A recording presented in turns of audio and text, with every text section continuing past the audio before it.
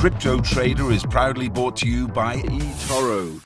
Discover a simpler way to trade and invest in cryptocurrencies and more. Coverage of the North American Bitcoin Conference is proudly brought to you by Zap.org.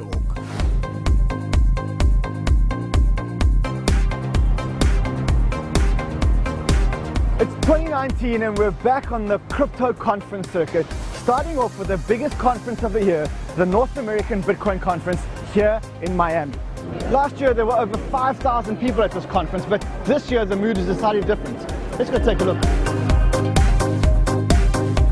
Immediately upon entering, you see what is less mania, less euphoria, less hype. Instead, familiar faces, big market cap names, and a sober view of what's going on. Let's in fact stop and rewind to last year. Now there is more of a .com-esque feel. Here's the same conference, the same hall, 1 year later. Gone are the packed booths where newly minted crypto files couldn't even move. Gone are the hyped ICOs. Gone are the scammers. And gone are the passive buy speculators. I think that there's a lot of a hype that was clearly taking off last year. Now we're perhaps more of a return to normal would be my hope. If you're still here, you've endured the second longest bear market in crypto history. Soon to be the longest if we don't get a bounce in the next 20 days or so. We're heading for the longest bear market in crypto history. We are 30 days away. We got 20 days. Is this a good thing? Is this drawdown what crypto really needs? It's Crypto Trader's first show back on the road in 2019, and we promise to delve deep into the hard reality facing crypto in the year to come. We've been trying to get you on the show, and we're finally here at the North America Bitcoin Conference, and we've got you on the show. This is not your first North America Bitcoin Conference. No, I think this is the conference that's the longest running for us. We've been coming to this conference since at least 2014, so 2013 almost. And there's a funny story that I was actually arrested on my way to this conference in 2014. So what did they do? I mean, Mo got on stage and he's like, "We don't know where Charlie is right now." Well, at least that's out the way. But what's not really out the way is this bear market, and it's not your first bear market. Is this the most serious bear market? 100%. This is the most serious bear market by far, because it's when people invested real money, and we actually had a crazy price run up, and a lot of people were saying that it would never end. So all the guys that have said that, all the people that have been in Bitcoin for a while and have said they've seen these bear markets before, and we should just hodl and everything's going to be okay. Yeah. Is that the attitude, or could this time actually be different? That's a very good question. The question that, as I said in my talk earlier, that people were always asking in the previous bubbles were, will Bitcoin exist a year from now? Is this thing dead? No one's asking that question now. It's how long will the bear market last? So I think it's different in the sense of there's enough security in the crypto space where it's going to exist long term. And if you're looking at the price action now, you see it's a lot more accumulation that's happening at a faster pace. And people are accumulating back in at lower levels, and they want to have their long-term crypto assets now. So one thing's for certain, people aren't asking whether Bitcoin's going to exist, because I think we all know that Bitcoin's going to exist. But what about other networks? What about what about Ethereum and EOS and these supercomputing networks? Are they going to exist? A lot of them are going to die. A lot of them are already dying right now. I mean, some of them will exist, some of them won't. They're still very much science experiments. And as the leaders of these projects go, even like Ethereum, like Vitalik and Vlad have said, like, you know, Ethereum is not money. Like, don't put real, like, your life savings into Ethereum. They're constantly warning people to not go full vested into these things, because it happens, and everything comes down to one or two people being able to fix them. We're nearing the finish line, where this... Also all in is Brock Pierce, current chairman of the Bitcoin Foundation, and who, in the midst of the recent Cryptopia hack, is working on a project to unite the creditors of the infamous Mt. Gox hack. Brock, good to see you again. And I think before we start talking about what the menial stuff, let's talk about the important stuff. Congratulations. You're expecting another daughter. Yes. Congratulations. Thank you, brother. And you're expecting one too. I'm expecting a son in June. That's good. Hey, well, hey, you know, you're having a boy, we're having a girl, you know, they're gonna have to hang out. They're gonna have to hang out indeed. Brock, it's so good to see you. And you stood up on stage here today and you spoke about something that was kind of unexpected. You spoke about Mt. Gox so many years later. What's Mt. Gox? Yeah, exactly. And I think pretty apt, given that this week we had another exchange hack, we had Cryptopia hacked, more money gone, more reputational damage to the industry. Why is this Mt. Gox initiative that you're involved in so important? Well, I've been in the space for a long time, and for those that haven't been following it closely, Mt. Gox was the first major exchange. It was where everybody that wanted to buy or sell Bitcoin in the early days essentially went to. And Mt. Gox failing became this massive reputational problem on the industry. I mean, it's a story as big as Enron, a story as big as Madoff. And it caused many people to question the viability of Bitcoin because they said, oh, Mt. Gox, because it was synonymous with Bitcoin. Mt. Gox got hacked, Bitcoin must not be safe. And as you stated, this is a problem that has not just happened with Mt. Gox, it's happened with a number of exchanges and even continues to happen to this day. That's something that needs to stop. We do need to create sort of best practices. How do we handle the custodial or the custody of crypto? And there are ways to solve it, and hopefully this year, people start to implement solutions that prevent these types of problems from happening again. Well, let's talk about this year, because we went from the hype of 2018, and now in 2019, we've got this bear market that's looming around us. What can we expect in 2019? What are you looking to see from this industry in 2019? Well, I guess the term of last year was hodl. This year it's buildle. Hodl was a bad strategy last year. If you hodled last year, you're not in a great situation. But that was the, Ask me, I know. 2017 was, when Lambo went moon, oh God, right? Last year is hodl, hodl, hodl. This year it's about buildle. In bear markets, this is the time where great things get built, because in bull markets you can't retain people. Everyone is like, oh, I just did this deal, and they're already thinking about, oh, what am I going to do next? Versus actually following through and getting the work done. So this is the year when people are going to build great things. Great things, the infrastructure that we all need. What can we expect? Can we expect a fast Ethereum? Can we expect a big ecosystem around EOS? Can we expect institutional grade solutions actually to come online, Bakkt, Fidelity, etc.? Is this that year? Yeah, I think we're going to see a bunch of wonderful things. I mean, if Ethereum doesn't solve scaling this year, Ethereum's going to have major long-term problems. Now's the time. Do you think they're going to solve scaling? I hope so. I'm chain agnostic. I support all the chains. I support all the initiatives as long as the intentions of the projects and the intention of the people are good. So Ethereum must solve their scaling issues. They have to. I don't think the market's going to wait with all of these other, call it Generation 3 blockchains coming into the market. And Ethereum is still the leading platform in the world for smart contracts and has more developers building on it than anybody else. What about EOS? EOS obviously is a Generation 3 blockchain. For having only been around 6 months, it's the #2 chain in the world in terms of developers.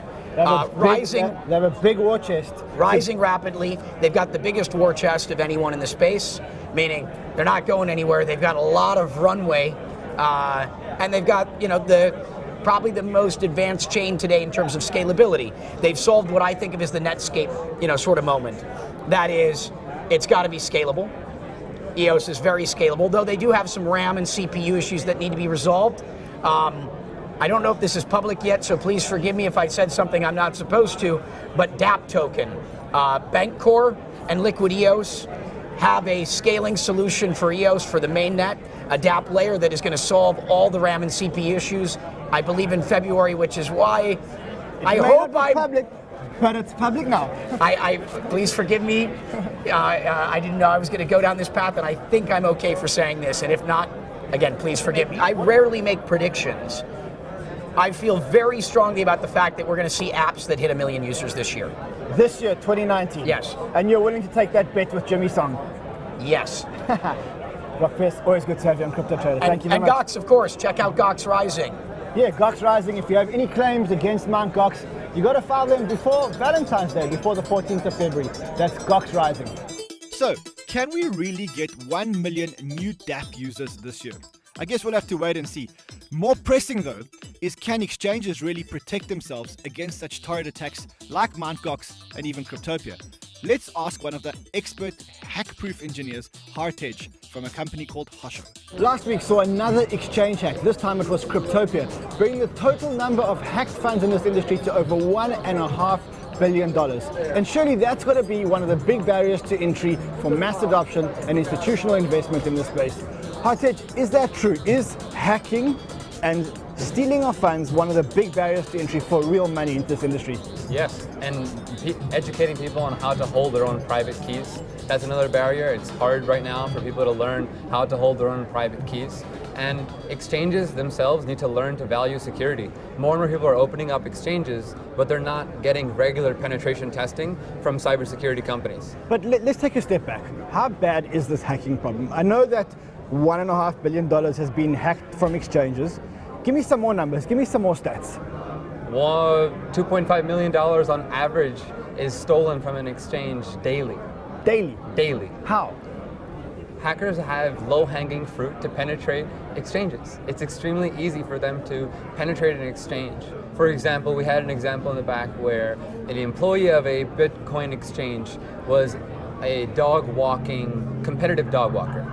The hacker monitored the social feeds of this employee and gained access to realizing that, okay, let's email her the fake website and application for this employee to apply to be have her dog compete in a local dog walking competition. So she opened up the wrong email, opened up the wrong PDF, and ended up applying to a fake dog walking competition. The hacker gained access to her keystrokes, gained access to all her usernames and passwords to this crypto exchange's system, and the exchange lost millions of dollars within 48 hours. So is this an ongoing problem? I mean, are we only hearing about the big hacks? But are you saying that every day $2.5 million gets stolen in exchanges? Every single day this is happening from exchanges, and they're not reporting it. They're not being public about what is actually happening.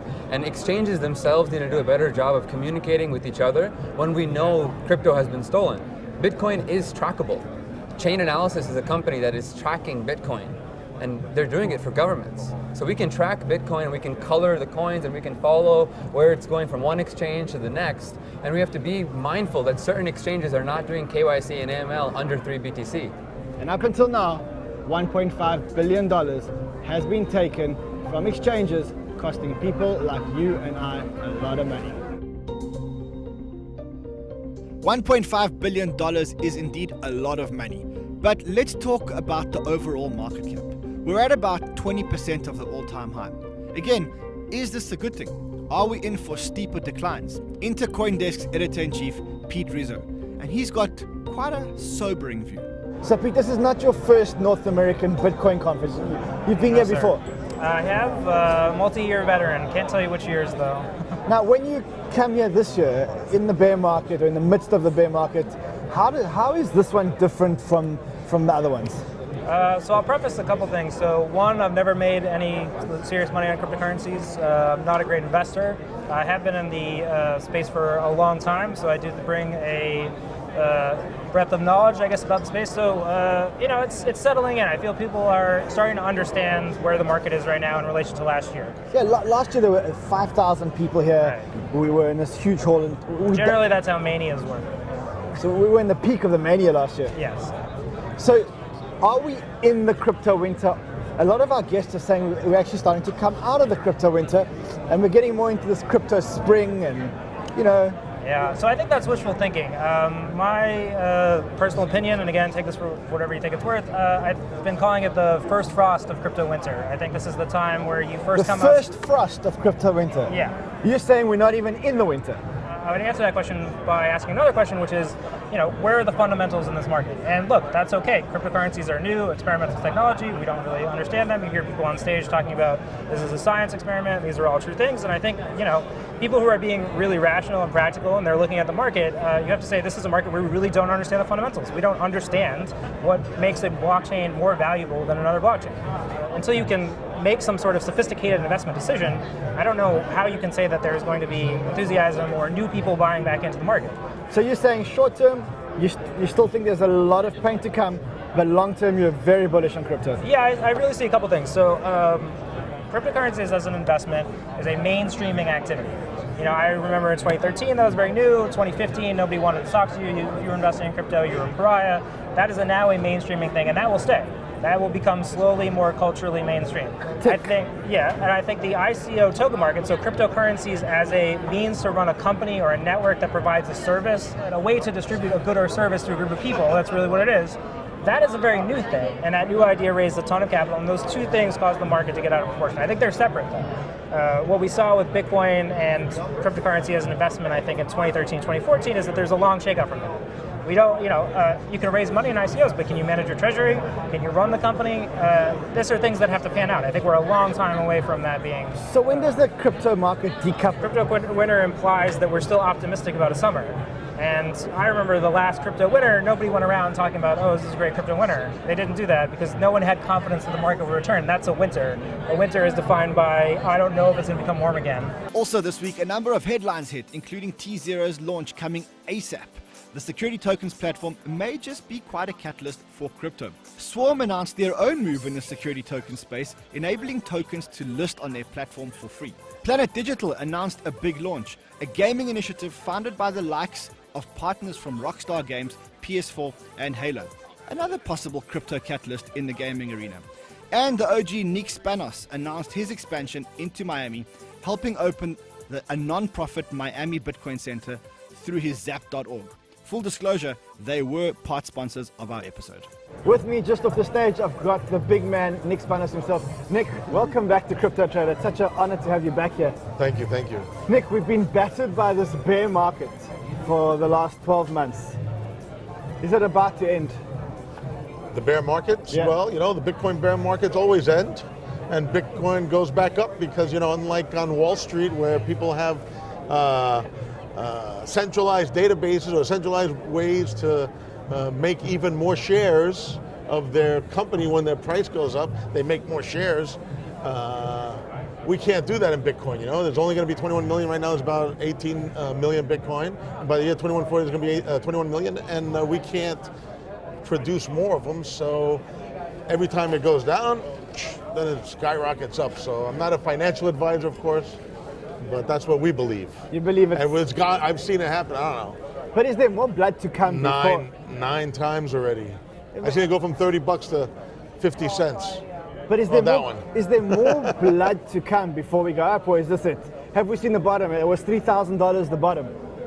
Well, yeah, I don't know. I really don't know. There are more forces at work now. Like people that do this kind of stuff on Wall Street.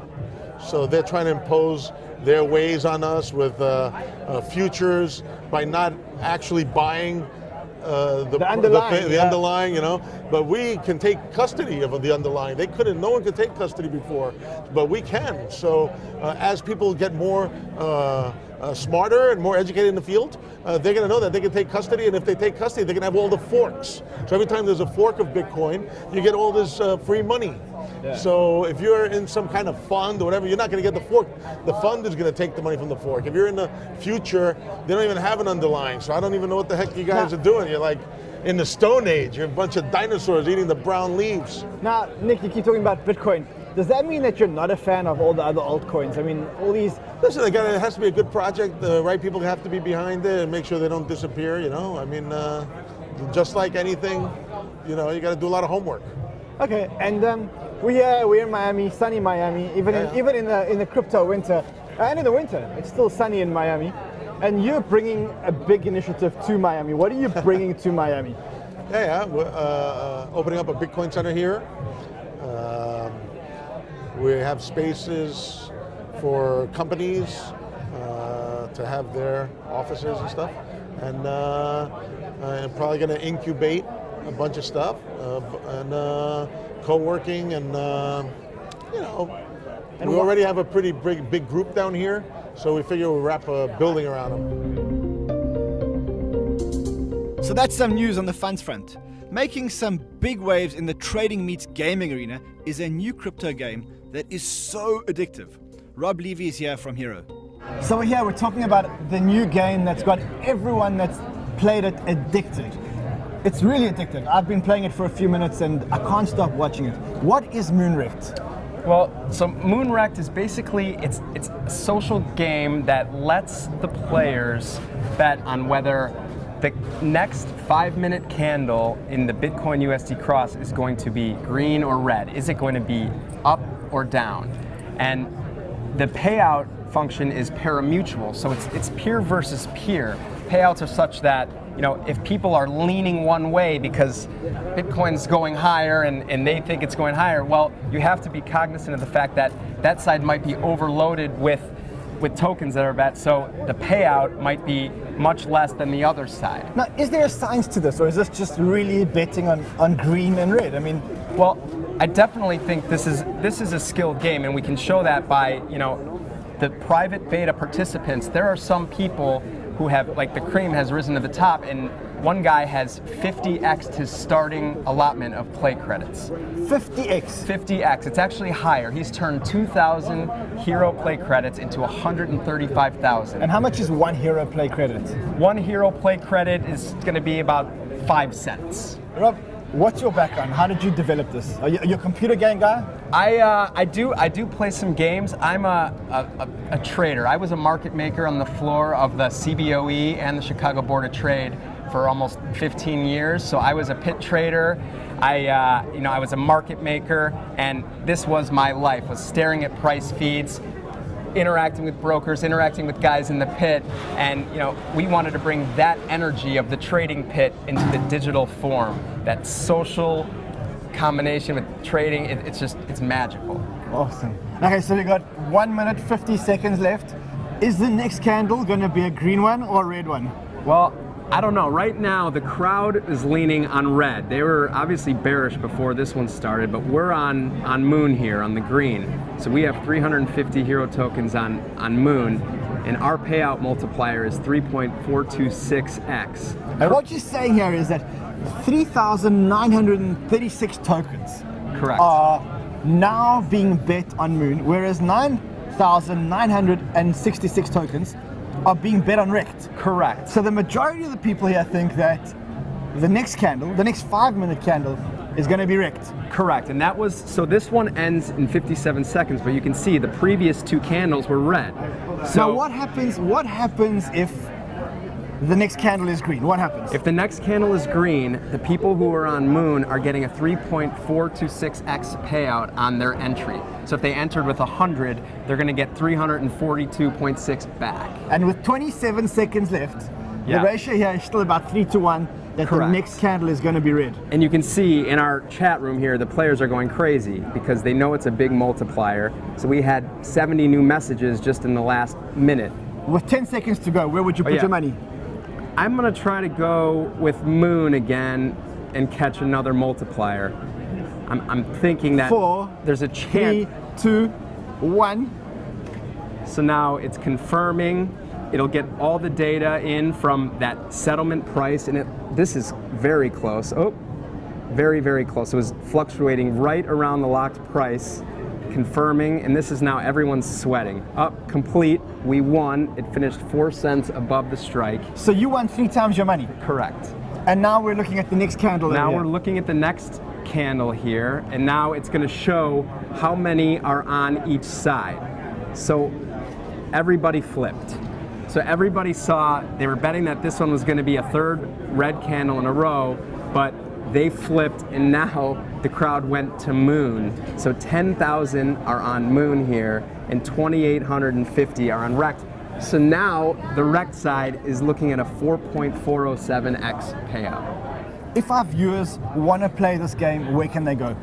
Go to HXRO, so it's pronounced hero, but we bring the X, we bring the X payout, we bring the X factor to crypto. So it's hxro.io, and you can sign up. Right now there's a wait list of approximately 12,000 email addresses.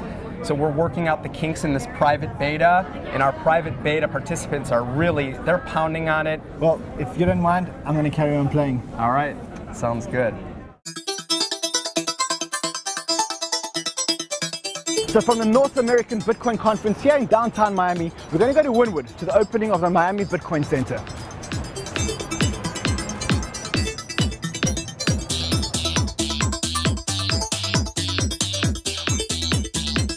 All right, thank you everyone. This is the Bitcoin Center Miami launch party. So everyone, let's huddle around real close. Let's make some noise. Woo! What's the significance of bringing a Bitcoin Center here to Miami? Well, there are going to be Bitcoin centers all over the world. And Erica is now going to tell us about Bitcoin Center Miami. Raise your hand if you know what the Bitcoin Center New York is.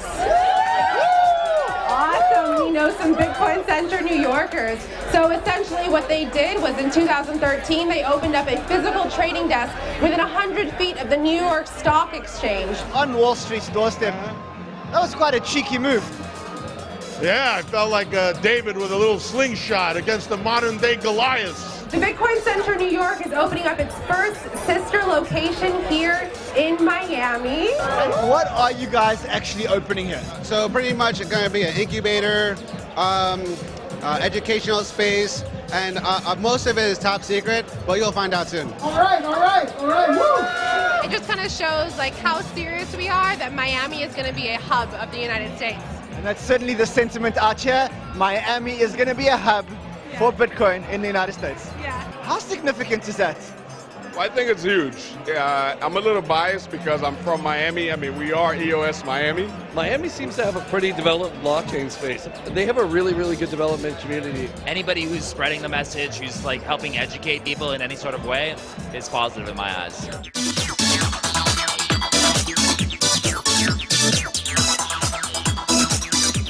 The biggest conference of the year usually, and we're here in the bear market. And how do you describe the sentiment? Well, a lot of people are worried, concerned, anxious, and we've been through the ups and downs before. We're fighting for Bitcoin. The Bitcoin Center is a movement. We know blockchain is the future, and now we have the core believers, along with folks who have joined us for the ride, who really believe in the principles. And those principles are decentralization. We believe in that, and people here really resonated with that message. So clearly the bear market hasn't done anything to his spirit. No, not at all. What did you think of the sentiment at the North American Bitcoin conference this year? Confused, but also interesting. We're here to build, and that's, I think everyone's aware. This year it's smaller, way more watered down, but a lot more substance. We're the survivors, and we're going to rebuild. And, you know, the people who matter, the people who really care, they all showed up, right? So that's it from Miami. Stay tuned to CNBC Crypto Trader all year for the most comprehensive in-person approach to examining all issues surrounding the crypto space. We'll be back in the Johannesburg studio next week. Until then, trade well, my friends.